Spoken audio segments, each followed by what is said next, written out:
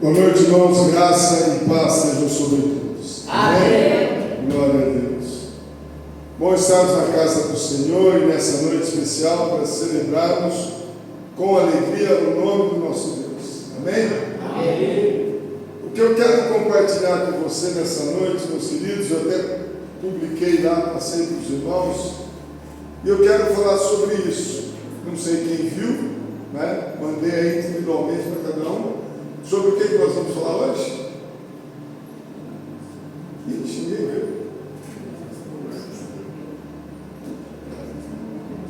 Ninguém recebeu. Alguns receberam até por parte de comentário. Sucesso ou fracasso dependem das decisões que você toma. Não sei se eu fui muito da igreja, mas eu mandei individualmente para todos vocês. O sucesso ou o fracasso depende das decisões que você toma. Essa frase, ou parecida com essa, me chamou a atenção na terça-feira, se não me engano foi na terça-feira. E algo veio no meu coração, vou falar sobre isso no culto do domingo à noite. E é sobre exatamente isso que eu quero compartilhar com vocês. Porque às vezes as pessoas se colocam numa posição assim de vitimismo, de que nada dá certo, que tudo dá errado, tudo que ele tenta não funciona. Então eu quero compartilhar com você alguns princípios bíblicos para que nós possamos andar na presença de Deus em vitória. Eu não sou coach, não vou falar aqui de mudança de mentalidade, pensamento positivo, não é nada disso.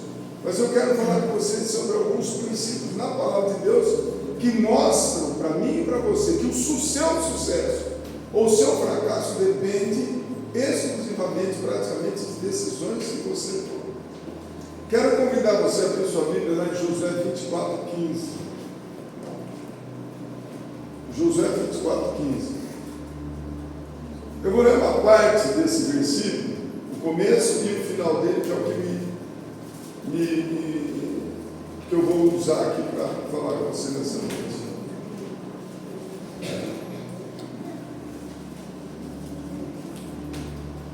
Josué 24:15.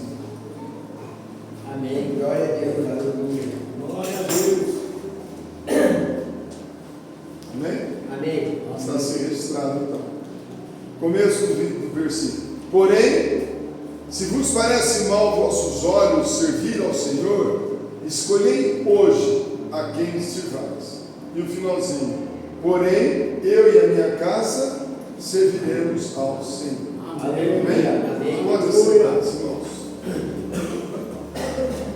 Então Josué, já no final, já tinha conquistado a terra, já tinha feito toda a obra que tinha que ter feito, e agora ele coloca diante do povo tomarem decisões.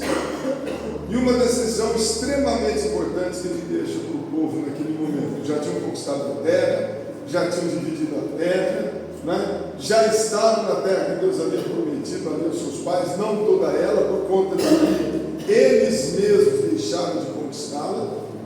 Mas ele diz para o povo assim: se vos parecer mal aos vossos olhos servir ao Senhor, então escolham hoje a quem vocês vão querer servir. E aí ele declara: eu e a minha casa serviremos ao Senhor. Amém? Amém. Então eu quero falar com você sobre cinco pontos principais pelos quais nós devemos nos balizar para que eu tenha a mesma vida na presença do Senhor, uma vida de vitória. Primeiro ponto, saber que Deus é soberano. Amém? Amém. Ele é o soberano, Deus todo-poderoso, Criador de todas as coisas, e Ele é quem dirige todas as coisas. Nada escapa do controle do nosso Deus. Nada foge do conhecimento, do entendimento dele. Nada, nem o nosso pensamento escapa do conhecimento do nosso Deus. Isso o faz o Todo-Poderoso, conhecedor, o onisciente, o onipresente, o onipotente.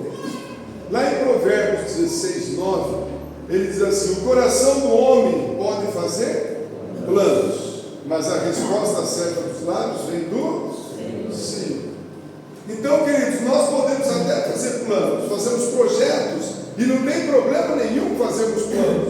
Ou melhor, devemos fazer planos, devemos estabelecer objetivos, devemos, a gente fala muito disso, desde o início do ano a gente fala sobre isso.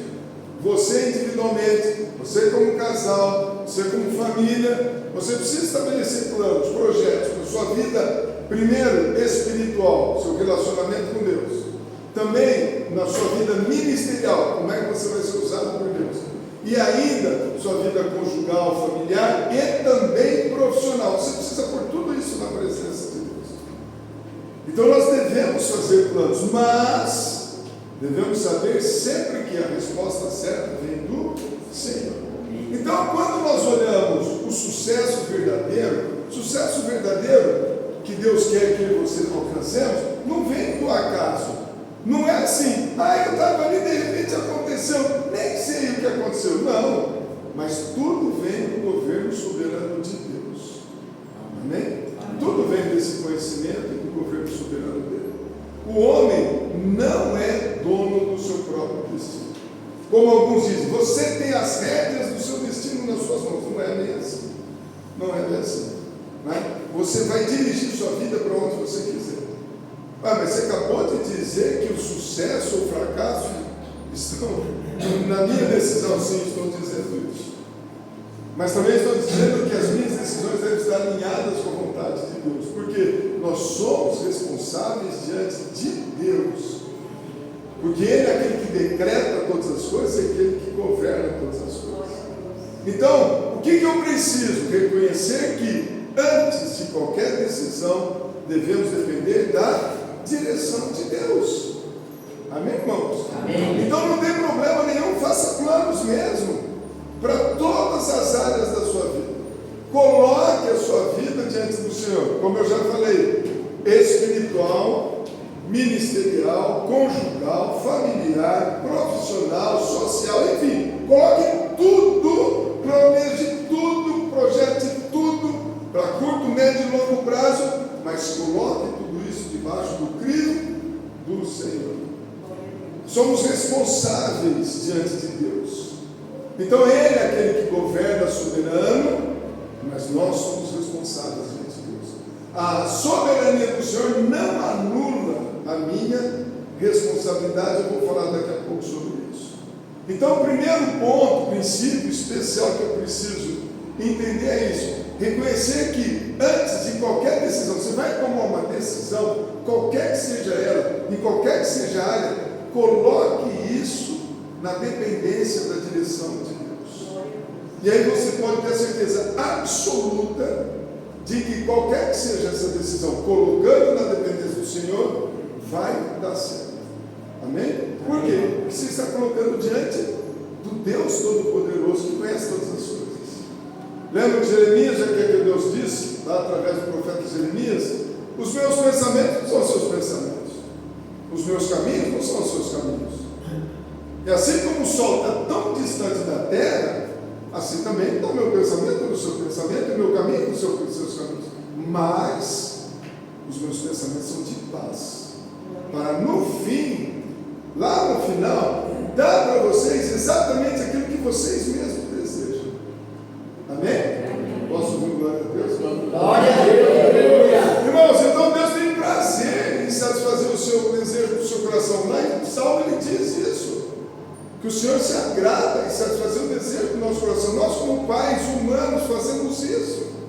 Nós nos alegramos em satisfazer o desejo do coração do nosso filho. É lógico que dentro das possibilidades, dentro das necessidades também, porque às vezes eles querem coisas que estão além das necessidades também. Nós, como pais, vamos coordenando. Deus, como pai, também vai coordenando. Ele não vai dar para você tudo aquilo que você quer, mas Ele tem propósitos, Ele tem projetos para nós. Lembra do Efésios 3, que nós gostamos? Ele é poderoso, ele é poderoso para fazer infinitamente mais do que você possa pensar ou sequer imaginar. Amém? Então, o primeiro ponto especial que ele diz é isso: Deus, Ele é o soberano que dirige todas as coisas. Então, tome um passo sempre na direção da vontade de Deus. Coloque tudo diante do Senhor. Amém? Amém. Outro ponto muito importante, olha aí, Provérbios 4, 23.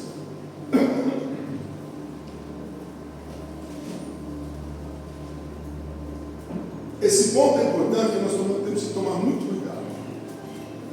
Esse ponto é importante que nós temos que tomar muito cuidado. Porque as decisões revelam o nosso coração. As nossas decisões revelam o nosso coração. Olha que está em Provérbios 4, 23.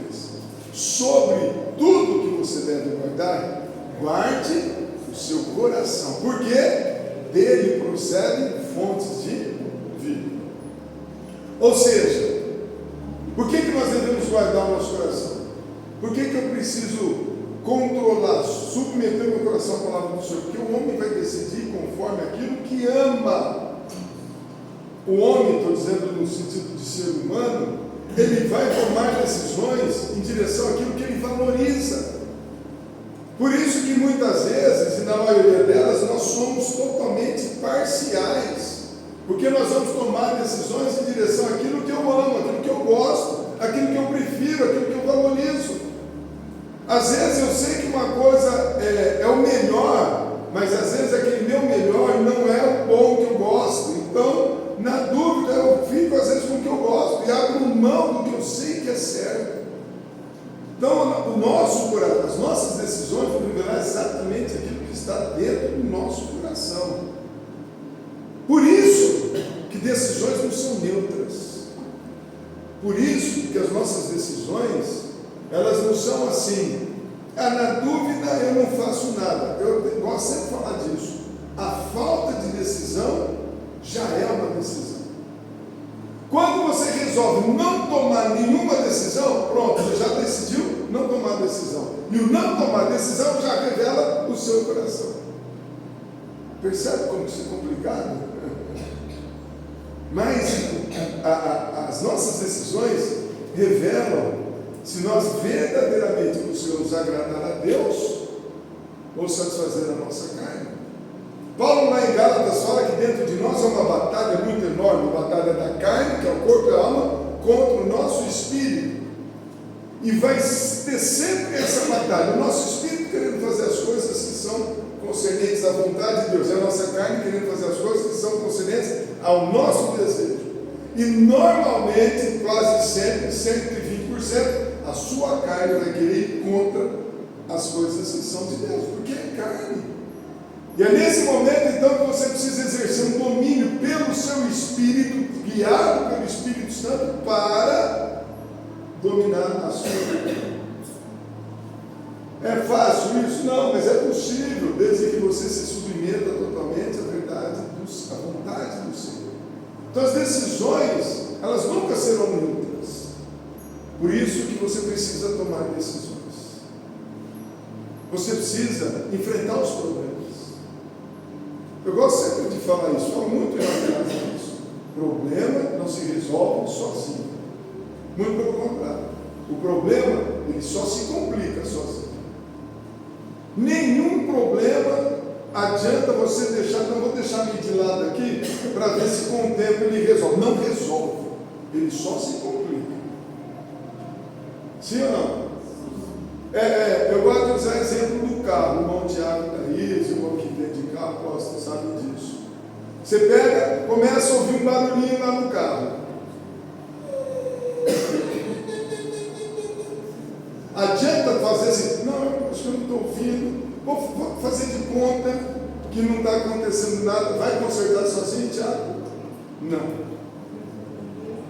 Não vai consertar sozinho, só vai o quê? Pior. Problema não se conserta sozinho, problema não se resolve sozinho, ele só complica sozinho. Essa é uma das leis, inclusive da natureza.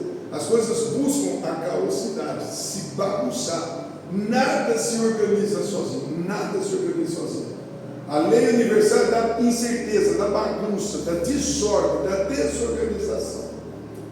Então eu preciso entender que eu tenho que forçar, tomar posição de revelar o meu coração e saber que aí sim, na decisão revela, eu estou querendo agradar a Deus de verdade ou estou querendo satisfazer os meus desejos, a minha vontade? Muito cuidado quando as pessoas dizem assim: eu tomei uma decisão, mas eu estou em paz, trouxe paz ao meu coração. Cuidado, porque se trouxe paz ao seu coração, pode ser somente alma, sentimento, e se é sentimento, isso não vem de Deus. Alma luta contra o Espírito. Então veja bem, analise bem quem está, examine bem o seu coração, quem que está no trono do seu coração. Quando a gente estuda uma das matérias do curso de teologia, uma delas é fase do crescimento espiritual. E a gente faz um desenho, 3 desenhos. Um desenho que é um círculo, um troninho, e está o eu em cima do trono, dentro do círculo, e uma cruz do lado de fora, ou seja, Cristo está do lado de fora.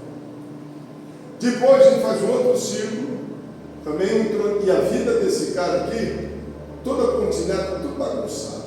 Não sei se o irmão Jair consegue encontrar alguma coisa na imagem dessa na internet.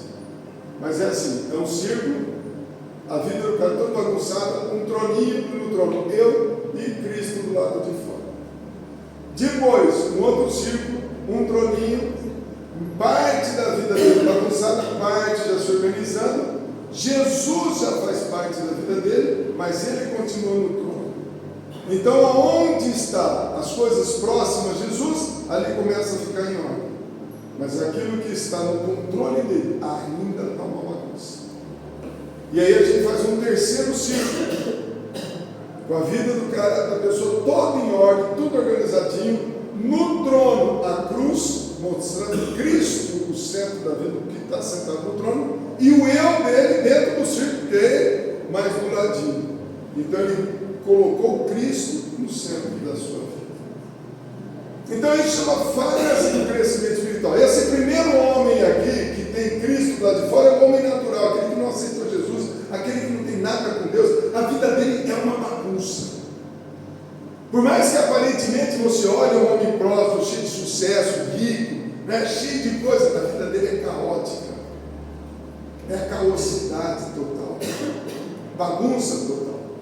Não conhece o Senhor, não anda na presença dele, não tem nada com Deus.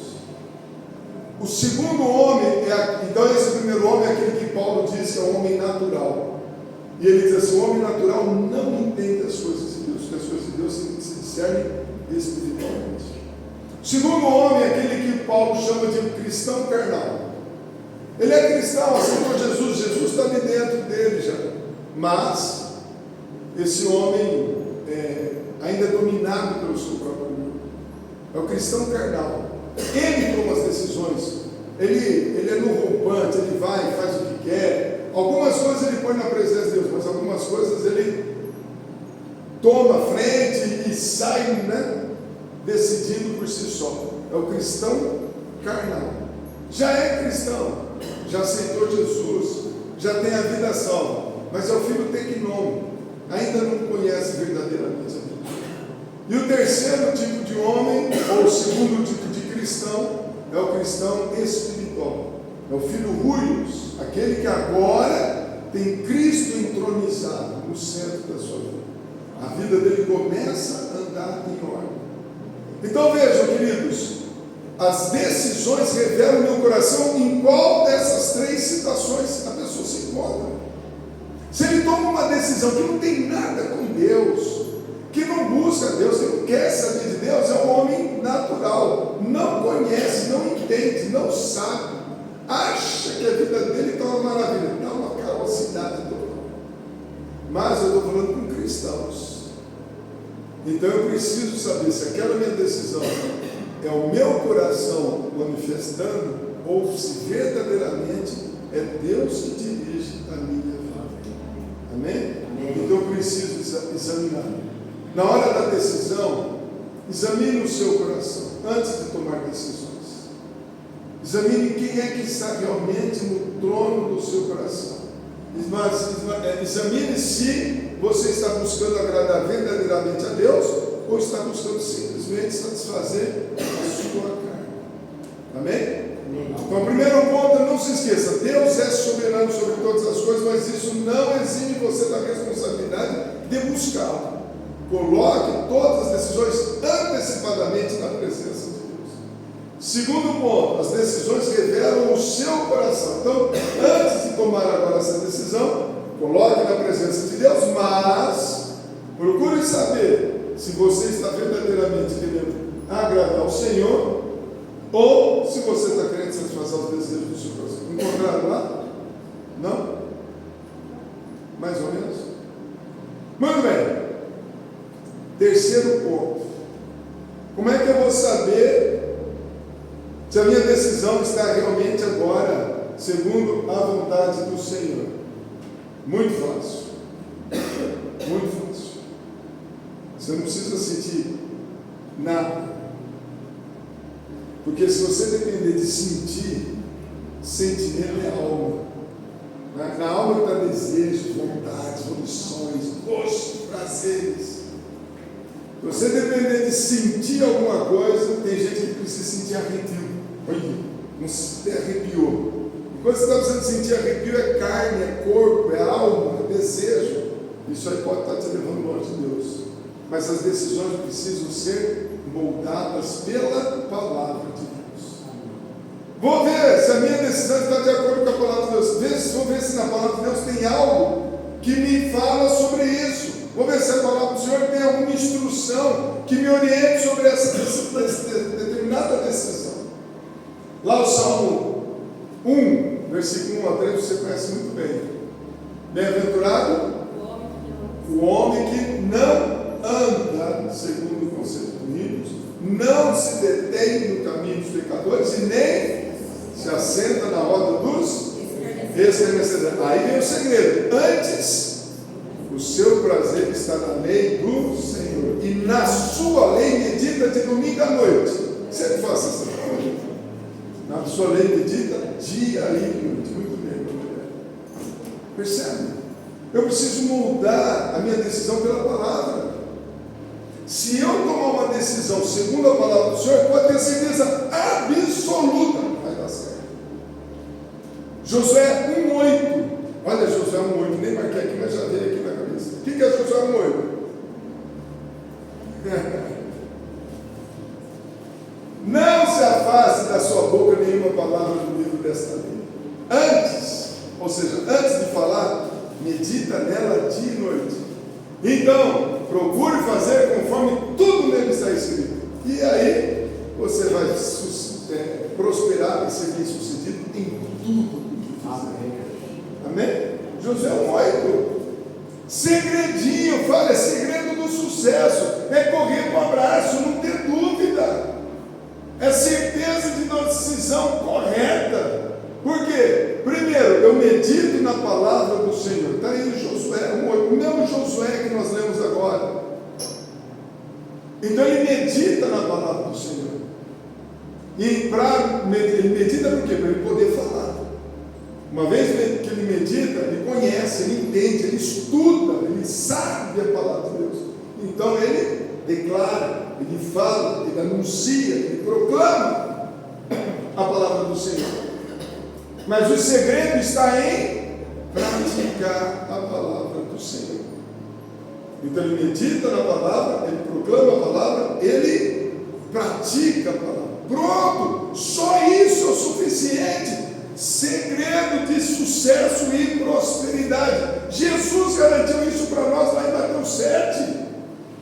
Ele fala assim: o homem sábio, prudente, é aquele que ouve a palavra e pratica essa palavra. Esse é aquele que constrói a sua casa sobre a areia, sobre a rocha. E aí o que ele diz? Virão problemas. Vai cair chuva, vai soprar vento, vai subir um rio. Mas a casa dele não vai ruir, por quê? Está construída sobre a rocha, que é Cristo. Aleluia. Pelo contrário, o próprio Jesus diz: o tolo é aquele que ouve, mas não pratica a palavra. E ao não praticar a palavra, ele até edifica uma casa. Olha, ele está edificando a casa, está projetando coisas, está estabelecendo metas, está estabelecendo objetivos e metas para alcançar esse objetivo, está construindo um lar, está edificando uma família, está construindo seu ministério. Mas é um homem que não pratica a palavra do Senhor. Portanto, Ele até está construindo algo, mas estão construindo sobre a areia. E aí Jesus está dizendo, vai cair a chuva, vai soprar o vento, e vai subir o rio, e essa casa vai ruir. E Jesus diz assim, e grande será a sua ruína. Por quê? Porque ele veio na igreja, ouviu a palavra, mas não praticou a palavra. Esse texto de Mateus 7, eu sempre falo sobre isso. Jesus está falando para a igreja, está falando para o reino, não é para o mundo, porque às vezes as pessoas acham que o homem sábio é aquele que está na igreja, que ouve a palavra, e o outro é o que não está na igreja, o inimigo. Não, Jesus está falando para a igreja, os dois estão na igreja ouvindo a palavra. A diferença é que um pratica a palavra e o outro não pratica a palavra. Então, irmãos, o terceiro ponto extremamente importante: decisões precisam ser moldadas pela palavra de Deus. Porque decisões moldadas pela palavra de Deus trazem vida. O justo é bem-aventurado porque anda segundo a palavra do Senhor. Salmo 1 que nós lemos, Josué 1:8 que nós falamos, Mateus 7 que nós citamos Jesus falando. Então o que eu tenho que fazer? Conhecer a palavra e praticar a palavra. Simples. É correr no abraço, é bater pênalti sem goleiro. Mas precisa acertar no gol pelo menos. Tá certo? Né, Estevão? Né, goleiro? Bater pênalti sem goleiro é 99% de chance de gol. Precisa acertar no gol. Tá certo? Então, se eu tomo uma decisão segundo a palavra, é 99%, assim, aqui é 100%. Se decisão segundo a palavra é 100%. A Escritura é assim, ela nos fala, Salmo 119, 105. Lâmpada para os meus pés é a tua palavra e luz para os meus caminhos. É lâmpada para os pés, é para onde eu vou me conduzir. E luz para o caminho. Eu preciso de luz quando? De dia? Não, eu preciso de luz à noite. Às vezes eu estou passando por um momento de escuridão, às vezes eu estou passando por um momento de trevas, às vezes eu estou passando por momentos em que eu não tenho para onde olhar. E eu preciso de uma luz para me dar a direção, para onde eu vou seguir. Não é assim? Às vezes não fala, ixi, não estou vendo nenhuma luz no fim do túnel, não tem problema. Lâmpada para os meus pés é a tua palavra, e luz para os meus caminhos. Siga a palavra de Deus. Não se preocupe. Mesmo que esteja passando uma grande dificuldade, quando você usa a palavra do Senhor, ele é luz para os seus caminhos. Amém? Então veja, o sucesso bíblico não é medido por riquezas, mas é medido pela sua fidelidade à palavra de Deus. É simples assim. Toda decisão precisa ser confrontada com a palavra, e não apenas com as suas conveniências. A minha decisão precisa ser moldada pela palavra. Decisão moldada pela palavra traz vida. Decisão confrontada na palavra. Vê o que Deus fala sobre isso. Às vezes a Bíblia te traz uma orientação e você quer buscar em Deus uma resposta para aquilo. Ele não vai responder aquilo que já está escrito. Guarde muito isso. Se você está buscando no Senhor uma direção para uma decisão na sua vida, cuja orientação já está na palavra dele, ele não vai te dar essa direção. Porque ele já falou, vai lá na minha palavra. Busca lá na minha palavra. Já te falei sobre isso. Às vezes a gente não faz isso com nossos filhos. O filho vem perguntar uma coisa, você já falou, você fala o que para ele? Já te falei isso. Então, nós precisamos estar atentos à palavra do Senhor, não às nossas conveniências humanas. Amém? Quarto ponto, cuidado, porque decisões erradas levam ao fracasso. Primeiro o espiritual e depois as demais consequências.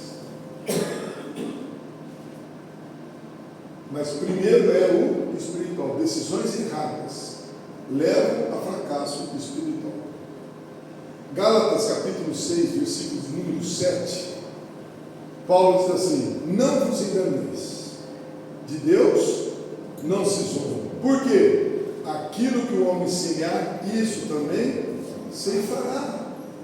É princípio espiritual garantido, querido. Não adianta querer ir contra. De Deus não se zomba. Ou seja, aquilo que você semear, você vai colher. É impossível você querer semear uma coisa e colher outra. Ou é impossível você querer colher uma coisa se você não semeou aquilo.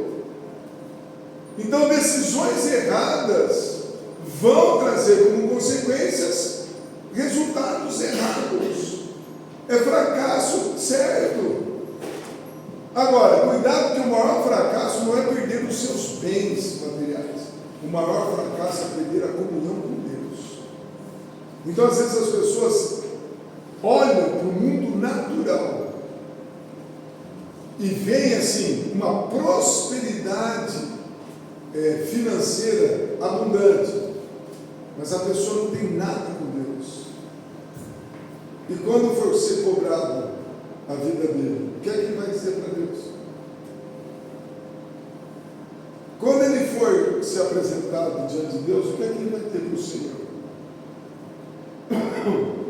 Rico, abastado, mas Jesus lá, lembra a igreja de Laodiceia? Jesus falou assim: são pobres, miseráveis, cegos e nus. Por quê? Porque tomaram decisões erradas. Estão ricos, pode até ser de estar ricos materialmente falando, mas estão longe de Deus. Então o fracasso maior não é perder bens, mas é perder a comunhão com o Pai. Por exemplo, Saul foi separado por Deus, escolhido por Deus para ser rei em Israel. Mas pensa um homem rebelde, pensa um homem desobediente, pensa um homem idólatra. O que aconteceu com ele? Uma morte trágica. Ele tirou a própria vida. Perdeu tudo, perdeu a família, perdeu o reino, desobedeceu ao Senhor. O que aconteceu com ele? Morte trágica, triste, horrível. Outro, Judas decidiu trair o Senhor. Decisão totalmente errada. Alguns entendem que ele tinha até aparentemente um propósito assim. Olha só que alguns pensam. Que ele estava assim: bom, se ele é Jesus, então vamos dar uma apertada nele para manifestar esse Jesus dele. Se ele é o Messias mesmo, então vamos dar uma arrochada nele, para que pelo menos explode esse Jesus Messias. Ele já implanta o reino aqui, já acaba com esse império romano e pronto. Alguns acham que o objetivo dele, aparentemente, tá vendo? Parece ser.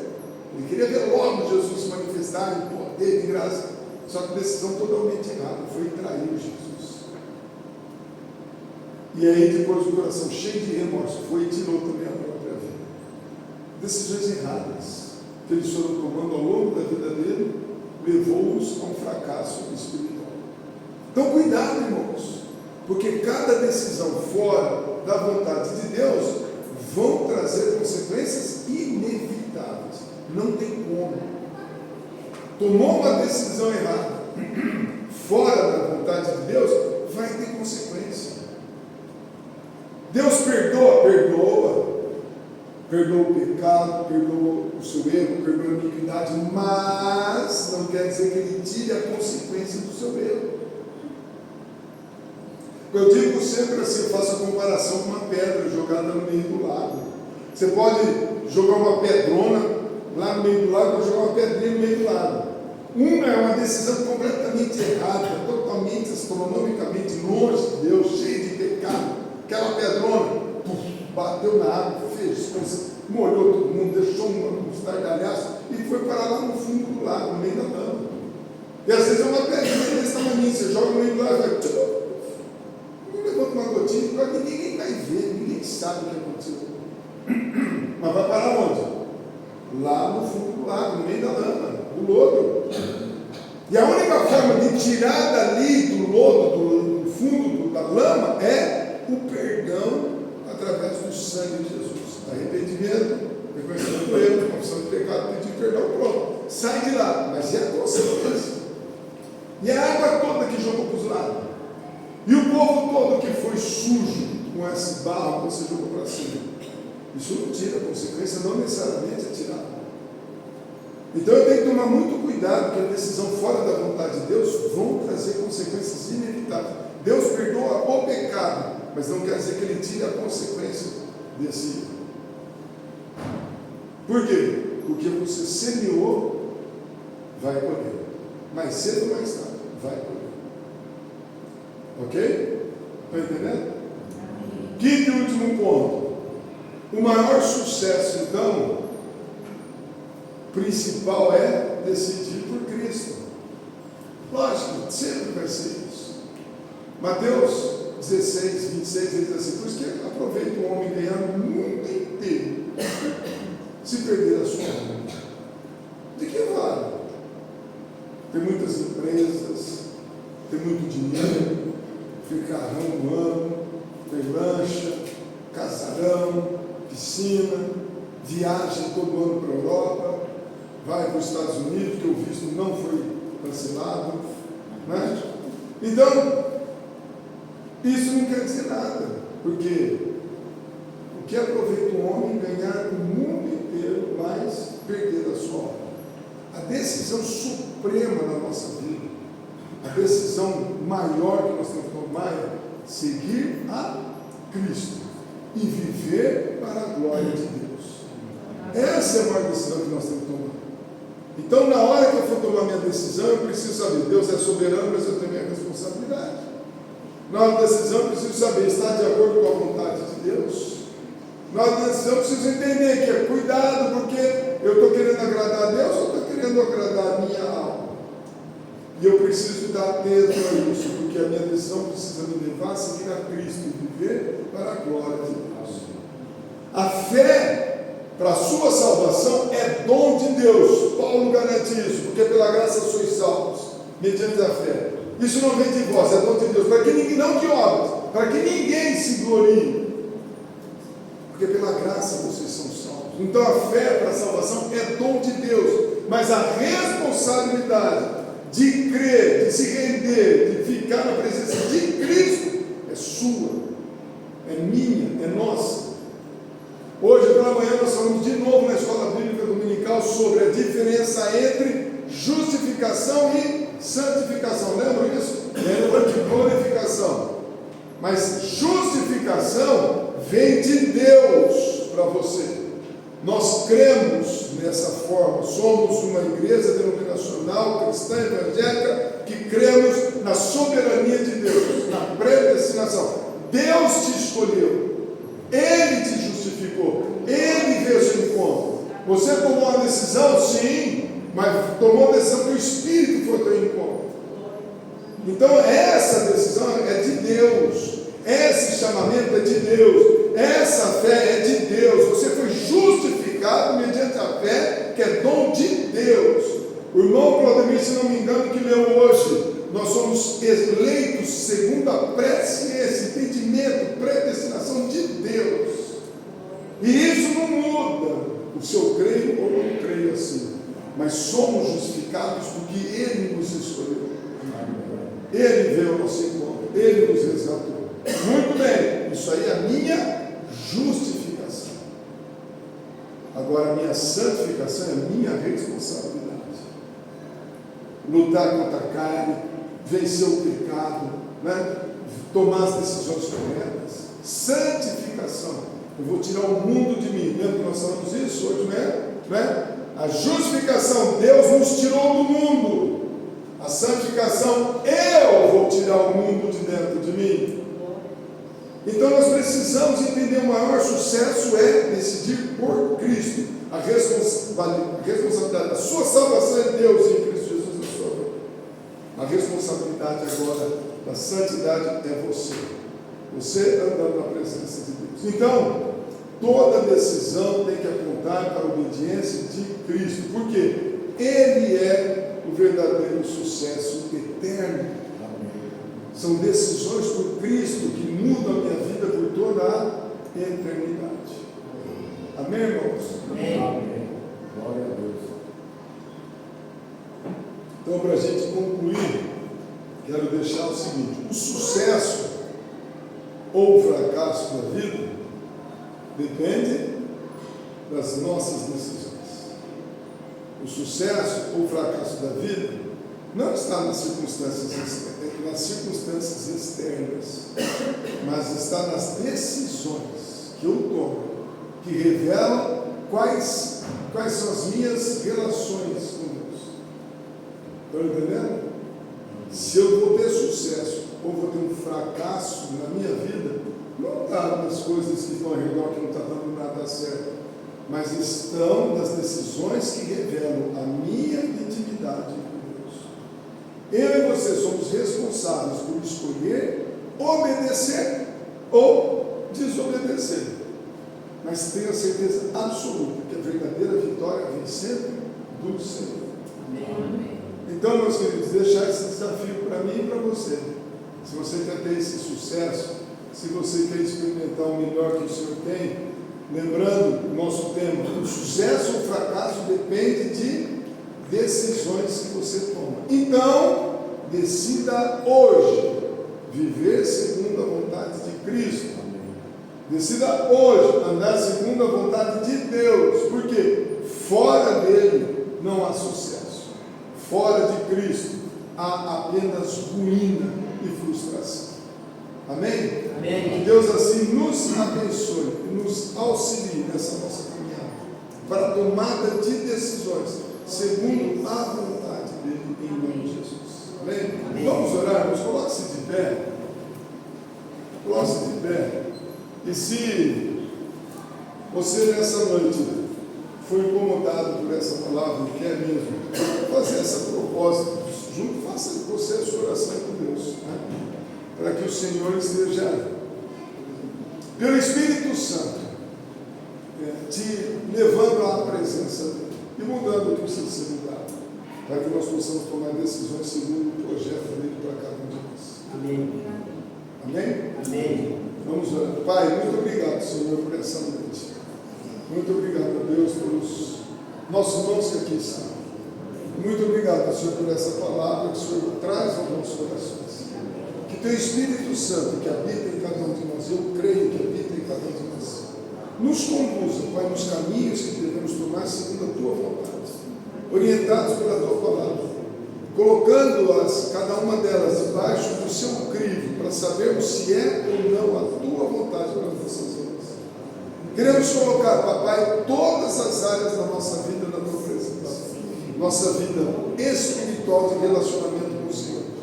A nossa vida ministerial de levar o nosso chamado adiante. Cantamos hoje que nós temos um chamado e nada vai nos deter nesse chamado. Então precisamos do Senhor nos orientando, nos dirigindo nesse chamado. Mas também queremos colocar para a nossa vida conjugal, familiar, profissional, social, nossa saúde física, nossa saúde emocional, tudo na Tua presença. Ajuda-nos nessa caminhada. Queremos ser mesmo homens e mulheres de sucesso na Tua presença, segundo o Teu propósito, para que o Teu nome seja glorificado em nome de Jesus. Hoje, Pai, nós tomamos uma decisão, confirmamos a decisão que já tomamos com o Senhor. Eu e a minha casa serviremos a Ti, para a glória do Teu nome, em nome de Jesus. Amém. E glórias a Ti. Amém. Meus irmãos, pode assentar-se, por gentileza. O irmão já ia conversando lá com o Theo para amanhã, vai ter um louvor aí no fim, é isso ou não? Não? Não é nada disso?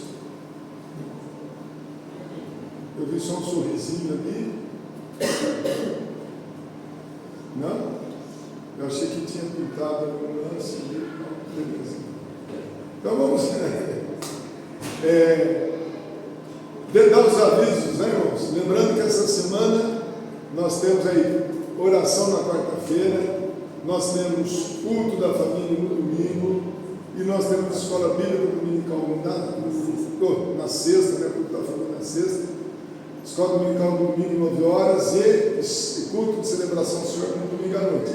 Iniciamos hoje na escola bíblica dominical um assunto extremamente importante: dons espirituais. Há uma confusão muito grande, falamos isso na escola dominical hoje, estamos começando a estudar sobre isso, né? Quais são os dons espirituais? Palavra de sabedoria, palavra de conhecimento, discernimento de espírito, fé especial, operação de milagres, dom de curas, variedade de línguas expressão de línguas e profecia. E já falamos, profecia não é falar futuro. E quem é profeta não fala profecia, ou quem fala profecia não é profeta. Então nós estamos aprendendo que está muita coisa errada, porque as pessoas acham que quem fala futuro é profecia, por isso ele é um profeta. Não tem nada a ver uma coisa com a outra. Quem fala futuro não é profecia, é outro dom que a gente está estudando. Quem traz profecia, que não tem nada a ver com falar futuro, não é profeta. O profeta é outra coisa que não tem nada com profecia e nem com falar futuro. O profeta pode falar futuro? Pode, mas é outro nome. Mas não é porque ele fala futuro que ele é profeta. Pode ter um diácono que fala futuro. Pode ter um irmãozinho que não é nem profeta, nem diácono, nem nada, mas ele fala futuro, que não é profecia. Pode ter um profeta que fala profecia, mas não é porque ele fala profecia que é profeta. Então nós precisamos estudar isso, entender isso. Precisamos entender que eu não sou só batizado com o Espírito Santo quando eu falo em línguas. A única que, se você não ora em línguas, é porque você não é batizado com o Espírito Santo. Não tem nada a ver uma coisa com a outra. Eu posso ser batizado com o Espírito Santo e ter outros um dos 9 dons espirituais. O falar em línguas é um dos dons. Ok? E vamos aprender também que variedade de línguas na igreja é uma coisa. Orar em línguas lá na minha casa é outra coisa completamente diferente.